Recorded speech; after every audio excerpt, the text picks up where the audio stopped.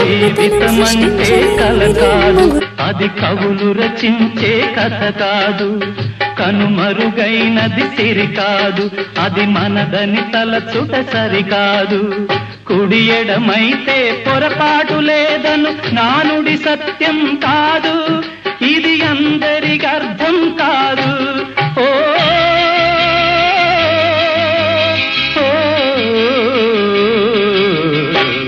వేగు చుక్క మొలిచింది, వేకువ పొడసూపింది, తూర్పు తెల్లవారక ముందే కాలం మాటేసింది, నా కళ్ళను కాటేసింది.